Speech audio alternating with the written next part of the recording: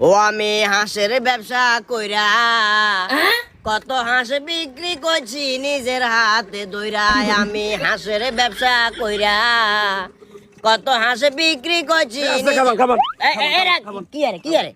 এই ওই যাই দেখছে করে গা এই যাই আরে খাবার না মিয়া এটা কি লাদ দেওয়ার আদির কাম আছে আবার যাই আবার আরে শোন মিয়া এটা আপনি দেওয়ার বুঝলাম না এটা আদির আরাম মান আসডুকা চুরি হয়ে গেছে হ্যাঁ এখন আসজনকা এটা আছে না চাইয়ে নাই আর মাথার মেজাজ গরম করে চাপাতি যা মনে চাই তুই আধবার